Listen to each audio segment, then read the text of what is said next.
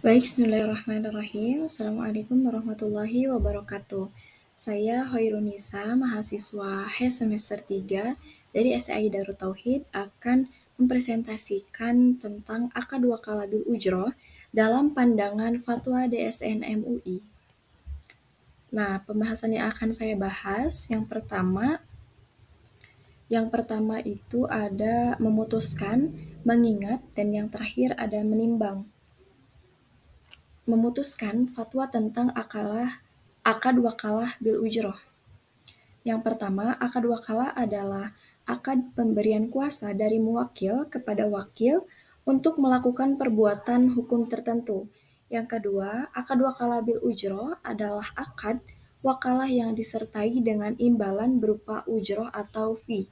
Yang ketiga, muwakil adalah pihak yang memberikan kuasa baik berupa orang, syahsiah tabi'iyah, maupun yang dipersamakan dengan orang, baik berbadan hukum maupun tidak berbadan hukum atau syahsiah i'tibariyah. Yang keempat, ujroh adalah imbalan yang wajib dibayar atas jasa yang dilakukan oleh wakil. Yang kelima, al-ta'addi adalah melakukan suatu perbuatan yang seharusnya tidak dilakukan. Yang keenam, at-taksir adalah tidak melakukan suatu perbuatan yang seharusnya dilakukan. Dan yang ketujuh, mukhtalaf asyurut adalah menyalahi isi atau substansi atau syarat-syarat yang disepakati dalam akad. Nah, di sini ada ketentuan hukum dalam akad wakalah bil ujroh. Akad wakalah bil ujroh boleh dilakukan dengan tunduk dan patuh pada ketentuan dan batasan yang terdapat dalam fatwa ini. Yang selanjutnya ada ketentuan terkait sigot akad wakalah bil ujroh. Yang pertama, akad wakalah bil ujroh harus dinyatakan secara tegas, secara tegas dan jelas serta dimengerti, baik oleh wakil maupun muwakil. Yang selanjutnya, akad wakalah bil ujroh boleh dilakukan secara lisan, tertulis, isyarat, dan perbuatan, serta dapat dilakukan secara elektronik sesuai syariah dan peraturan perundang-undangan yang berlaku. Selanjutnya ada ketentuan terkait wakil dan muwakil. Yang pertama, muwakil dan wakil wajib cakap hukum sesuai dengan syariah dan peraturan perundang-undangan yang berlaku. Poin yang kedua, muwakil wajib memiliki kewenangan untuk memberikan kuasa kepada pihak lain, baik kewenangan yang bersifat asliyah maupun niabiyah. Dan yang ketiga, muwakil wajib memberikan atau mempunyai kemampuan untuk membayar ujroh atau upah. Dan yang keempat, wakil wajib memiliki kemampuan untuk mewujudkan perbuatan hukum yang dikuasakan kepadanya. Nah, di sini ada ketentuan terkait objek wakalah. Yang pertama, wakalah bil ujroh hanya boleh dilakukan terhadap kegiatan atau perbuatan hukum yang boleh diwakalahkan. Yang kedua, objek wakalah bil ujroh harus berupa pekerjaan atau perbuatan tertentu dan wajib diketahui secara jelas oleh wakil dan muwakil. Yang ketiga, objek wakalah bil ujroh harus dapat dilaksanakan oleh wakil. Dan poin yang keempat, akad wakalah bil ujroh boleh dibatasi jangka waktunya. Nah, ada poin yang kelima, wakil boleh mewakilkan ulang kepada pihak lain atas kuasa yang diterimanya, kecuali tidak diizinkan oleh muwakil atau pemberi kuasa. Dan yang keenam, wakil tidak wajib menanggung resiko atau kerugian yang timbul karena perbuatan yang dilakukannya karena al-ta'addi, at-taksir, atau mukhalafat asyurut. Di sini ada ketentuan terkait ujroh.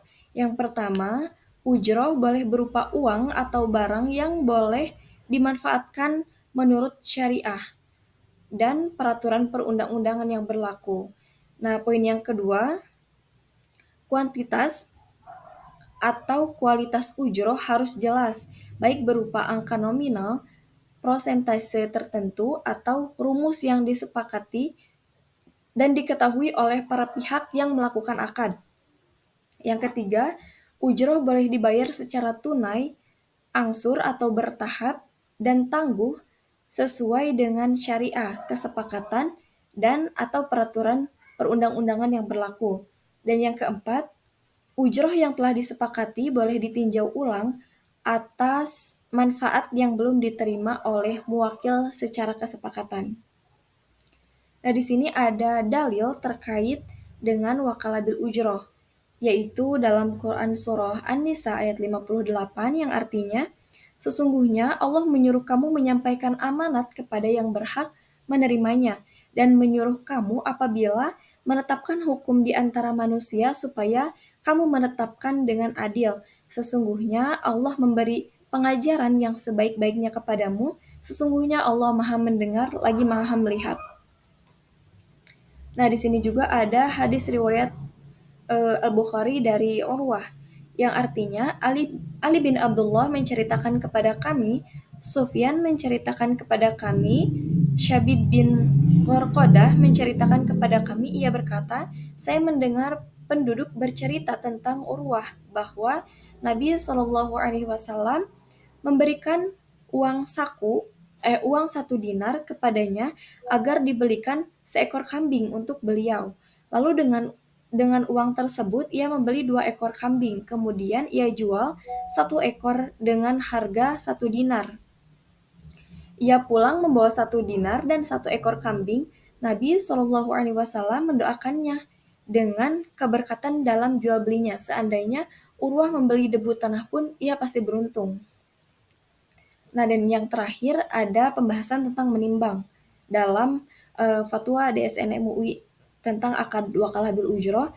Yang pertama, bahwa masyarakat memerlukan panduan dan pedoman transaksi dengan menggunakan akad wakalabil ujroh. Yang kedua, bahwa DSN MUI telah menetapkan fatwa-fatwa terkait wakalabil ujroh baik untuk perbankan, perusahaan pembiayaan, jasa keuangan, maupun aktivitas bisnis lainnya, namun belum menetapkan fatwa tentang akad wakalah bil ujroh untuk lingkup lebih luas secara sebagai fatwa induk gitu. Nah, yang ketiga, bahwa atas dasar pertimbangan poin 1 dan poin 2, DSN MUI memandang perlu menetapkan bahwa fatwa tentang akad wakalah bil ujroh untuk dijadikan sebagai pedoman.